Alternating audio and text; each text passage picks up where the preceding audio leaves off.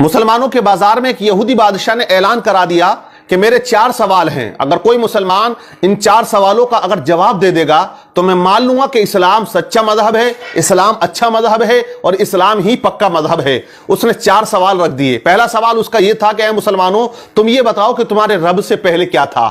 اس کا دوسرا سوال تھا اے مسلمانوں یہ بتاؤ کہ جب تم عبادت کرتے ہو تو پوری دنیا کے اندر جو مسلمان اللہ کے آگے جھکتے ہیں، سجدہ کرتے ہیں، تو وہ رب تمہارے سجدوں کو، تمہاری عبادت کو کیسے دیکھ لیتا ہے۔ اس کا تیسرا سوال تھا کہ اے مسلمانوں یہ بتاؤ تمہارے رب کا چہرہ کدھر کو ہے، اس کا رخ کس طرف کو ہے۔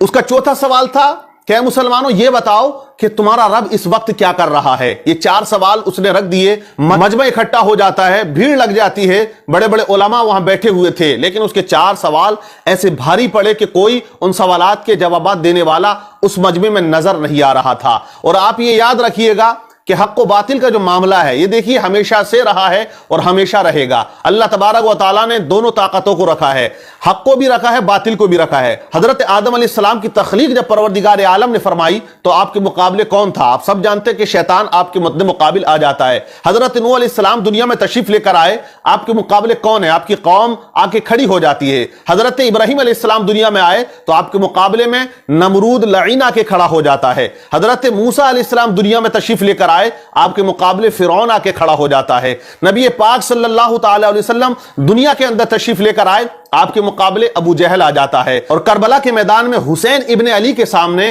یزید آ کے کھڑا ہو جاتا ہے۔ تو پتہ یہ چلا کہ دونوں طاقتیں دنیا میں ہمیشہ سے رہی ہیں اور قیامت تک یہ دونوں طاقتیں ہمیشہ رہیں گی۔ حق و باطل کا جو معاملہ ہے یہ ہمیشہ چلتا رہے گا، اور اسلام کے اوپر لوگ انگلیاں اٹھاتے رہے ہیں اور اسی طرح قیامت تک اٹھاتے رہیں گے، لیکن اسلام وہ مذہب ہے کہ پھیلتا ہمیشہ سے رہا ہے اور اسی طرح وہ پھیلتا اور پھولتا رہے گا۔ اسلام کو روکنے والا کوئی نہیں ہے، کیونکہ اسلامی سچا پکا مذہب ہے، لیکن یہاں اسلام کی کشتی بھور میں پھنسی ہوئی ہے۔ اس یہودی نے جو سوالات رکھ دیے، مجمع میں خاموشی طاری ہے، لیکن اسی درمیان مدرسے کی چھٹی ہو جاتی ہے اور بچے مدرسے سے سبق حاصل کر کے اپنے اپنے گھروں کو جا رہے ہوتے ہیں۔ انہی میں ایک چھوٹا سا بچہ آتا ہے اور اس نے کہا کہ اے لوگوں یہاں بازار میں بھیڑ کیسی ہے، معاملہ کیا ہے، مجمع اتنا اکٹھا کیوں ہے؟ لوگوں نے کہا کہ یہاں ایک یہودی نے 4 سوال کیے ہیں اور وہ مسلمانوں سے کیے ہیں۔ وہ کہتا ہے کہ اگر کوئی مسلمان ان سوالات کے جوابات دے دے گا میں مان لوں گا کہ اسلام سچا مذہب ہے، لیکن اس کے سوالات کا جوابات دینے والا یہاں مجمع میں کوئی نظر نہیں آتا ہے۔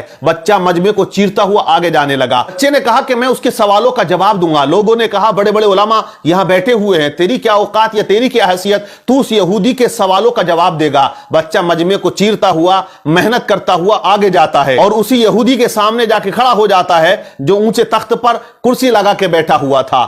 یہودی سے بچے نے کہا کہ اے یہودی تو اپنے سوال بتا، میں تیرے سوالوں کا جواب دوں گا۔ یہودی ہنسنے لگا، کہنے لگا اتنے بڑے بڑے علماء یہاں تشریف رکھتے ہیں، لیکن تو کیا جواب دے گا میرے سوالوں کا؟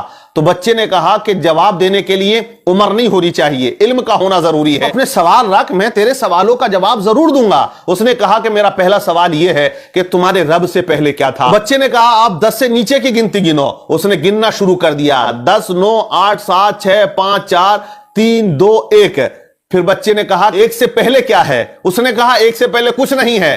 تو بچے نے کہا میرے رب سے پہلے بھی کچھ نہیں تھا، میرے رب کے بعد بھی کچھ نہیں ہے، وہ ہمیشہ سے ہے اور وہ ہمیشہ رہے گا، وہ اکیلا ہے وہی اکیلا رہے گا، اسے کوئی فنا نہیں ہے۔ کل من علیہا فان ویبقى وجہ ربک ذو الجلال والاکرام۔ بچے نے اس کے سوال کا جواب دیا۔ یہودی حیران رہ گیا۔ بچے نے کہا اب تو دوسرا سوال کر، تیرا دوسرا سوال کیا تھا، تیرا دوسرا کوشچن کیا ہے؟ تو یہودی نے کہا میرا دوسرا کوشچن، دوسرا سوال یہ ہے کہ جب پوری دنیا میں مسلمان اللہ کی عبادت کرتا ہے، اس کے آگے سجدہ کرتا ہے، تو وہ رب کیسے تمہاری عبادت کو دیکھ لیتا ہے یا تمہیں سجدہ کرتے ہوئے دیکھتا ہے؟ بچے نے کہا ایک برتن میں پانی لے کر آؤ۔ ایک بڑے سے برتن میں پانی کو بلوایا گیا اور اس یہودی کے سامنے اس برتن کو رکھ دیا۔ بچے نے کہا اے یہودی اس برتن کے اندر جھانک کر دیکھ۔ یہودی نے جھانکا تو بچہ پوچھتا بتا تجھے اس کے اندر کیا نظر آ رہا ہے؟ کہا اس میں تو میرا عکس یعنی میری تصویر نظر آ رہی ہے، میرا چہرہ نظر آ رہا ہے۔ کہا کلیئر آ رہا ہے؟ بولے مجھے بالکل اپنا چہرہ اس پانی کے اندر کلیئر نظر آ رہا ہے۔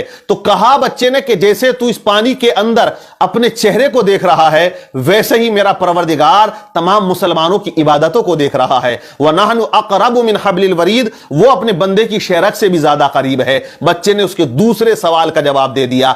बच्चा कहता तेरा तीसरा सवाल क्या है? तो यहूदी ने कहा मेरा तीसरा सवाल यह है कि तुम्हारे रब का चेहरा किधर को है, उसका रुख किस तरफ को है? तो बच्चे ने कहा एक चिराग को बुलाया जाए। चिराग बुलाया गया, उसको रोशन किया गया। बच्चे ने कहा बता यहूदी इस चिराग की रोशनी किधर को है?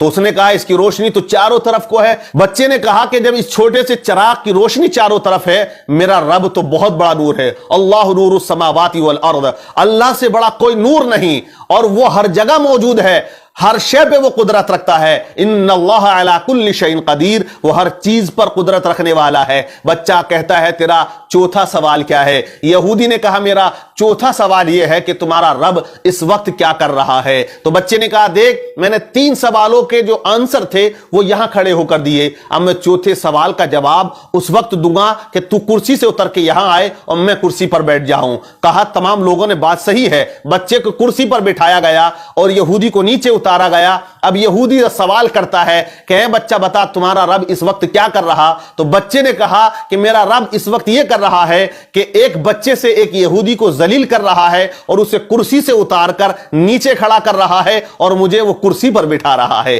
जब इस तरह बच्चे ने तमाम सवालात के जवाबात दिए तो मजमे में नाराए तकबीर बुलंद हो जाता है। और यह बच्चा कोई आम बच्चा नहीं था, बल्कि आगे चल के यही बच्चा इमाम आजम अबू हनीफा रदियल्लाहु ताला अन्हु के नाम से जाना और पहचाना जाता है, जो आज मुसलमानों के इमाम हैं, जिनकी तकलीद एक बहुत बड़ा तबका किया करता है, जिनका नाम नुमान बिन साबित रदियल्लाहु ताला अन्हु है। इसी तरह अल्लाह वाले इस्लाम की कश्ती को पार लगाते हैं और जहां तमाम लोग खामोश हो जाते हैं वहां अल्लाह का वली आके हक के परचम को बुलंद कर दिया।